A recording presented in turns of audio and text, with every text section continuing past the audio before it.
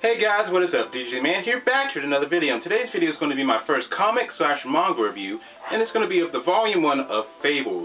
And what I want to do with these reviews is first I'll give you guys my full review of it, go ahead and give you my thoughts and feelings, and then after I give you my full review, if I feel like I have time, I'll go ahead and talk about the spoiler stuff in it, give you guys go in more detail why I didn't like or liked the book whenever I do a review.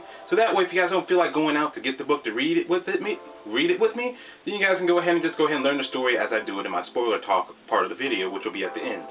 So once again, I'm not going to spoil anything in this part of the video. I will spoil stuff at the end. So again, this is Volume 1 of Fables, which contains the first 5 issues of the comic. And for those that don't know what Fables is, it's the premise or the story so far is that the Fables that we all know and love, like the Big Bad Wolf and Snow White, and all the other Fables are kicked out of their homelands by this army called the Adversity, who are just taking over all the different realms of the Fables. And one of the few realms that the king or whoever leads this army hasn't really touched is the human world. And of course the humans don't know anything about this Adversity army taking over the Fable realms, and they don't really know anything about Fables in general. They just think, again, that they're just fables, they're fairy tales or whatever. And so what happens is, again, that the Adversity ends up kicking out all the Fables, and they end up not really kicking them out, but taking over. So they flee to the human world, where for some reason he isn't really touching once again, and they're trying to melt or fuse into, or what's the word I'm looking for? Let's just say they're trying to get used to living in the human world. And so where all the Fables really end up going is to New York City to live in their own little part of the town. They live in their own little community called Fable Town, I believe, and it's just an apartment building where most of the Fables live. They live in different parts of the city, but most of them live, I think, in Fable Town, which is, again, is the apartment building. And for those that can't afford to look human, they are sent to they're sent upstate, I believe, to this place called the Farm. And and for those that can look human, they live in the apartments or somewhere else in the city. And for those that don't look human, but they can afford to look human buying this stuff called glamours, which will turn them human, will make them appear human. You following so far? I hope so. So again, the basic premise is Fables are forced out of their lands to live in the city, and now they got to adjust to it. And so the story that takes place in this volume, in these first 5 issues of the book, is that revolves around the sheriff, which is Bigby Wolf. He is the sheriff of Fabletown. If the Fables have a problem, they come to him. They don't go to the humans, because they don't want the humans finding out about them. They'll go to Bigby Wolf, and he'll deal with it. He is the sheriff, and he's also the Big Bad Wolf, if I haven't already said that. I think he kind of has he doesn't really use glamour, at least I don't think he does.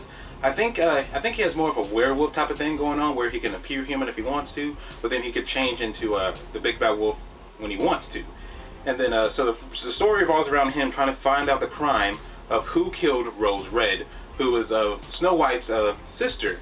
And Snow White in this is actually like the co-mayor. Like, there's the mayor, and then she's right underneath the mayor, I think. So the Fables will come to her for their problems and stuff like along those lines. And it's her sister that's gone missing, or may have been killed, maybe, who knows. And excuse me. So again, the main premise of this first volume, which is the first 5 issues of the book, is Bigby Wolf trying to figure out who killed Rose Red. And and there's a slew of suspects that he suspects who could have did it. It could have been her boyfriend, Jack, who's Jack from Jack and the Beanstalk, of course, who was the one who reported the crime and maybe trying to pretend like he doesn't know anything. It could have been her ex-lover, Bluebeard. It could have been, a handful of other people that, he could have come up with. He even suspects Snow White, because she doesn't like her sister that much, but, she's still family, though. But, he suspects her, and it's really an interesting way that he finds out what happened to Rose Red. So I am going to go ahead and give this first volume, which again is the first 5 issues of the comic, a 8 out of 10, because it does have a good story so far. I like the premise in this first 5 volumes of finding out who killed Rose Red, and you do find out by the last issue, or the last chapter in this book. And it's a very good way of introducing you to the characters and learning about how the backstory of how they got kicked out of their homelands to live in New York City. So it's really good introduction. Again, a good story with Rose Red, and again, I'll give it an 8 out of 10. Okay, so if you guys don't want to hear about spoilers, go ahead and leave now, because I've already gave you my score, And so I'm going to start talking about spoilers in 3, 2, 1. Okay, so at the end of his investigation, he finds out what happens to Rose Red. And so it's they're at this party, you know, there's a big gathering of different of Fables once a year where they all get together and kind of remember the day that they got kicked out of their homeland, and all hope that one day they'll be able to take it back. So they all get together and have this really fancy party. And then at this party, Bigby Wolf's like, I found out what happened to Rose Red. If anybody wants to know, meet me on the roof of this building of the party that they're having it in.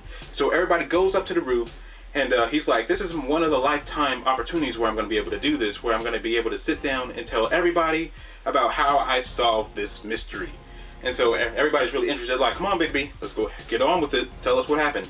And so what happens is that he finds out that Rose Red isn't dead. She's alive, you know. He's like, here she is, right here, guys. And everybody's like, what?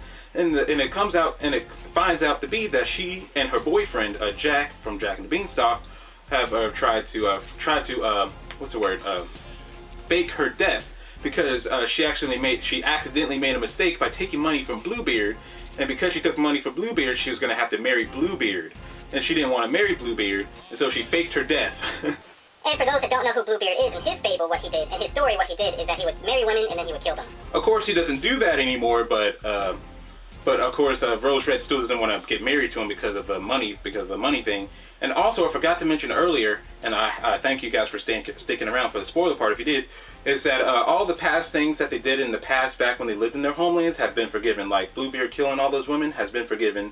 You know, Bigby being the big bad wolf and destroying places and eating people has been forgiven. So they all start out with a clean plate when they all moved to New York. And so again, yeah, she didn't want to get married to him, so that she came up with this big old scam, and of course Bigby finds it out. So I really like the way that everything played out. I didn't see it coming at all. I really like seeing how Bigby figured everything out. So again, I really enjoyed this so far. I can't wait to read Volume 2, which I'm not sure which issues are in Volume 2, but I can't wait to read it. You know, I enjoyed this so far. I hope you guys really start liking this series of me doing reviews of comics and manga. And this is DDJ Man, and I'll catch y'all next time.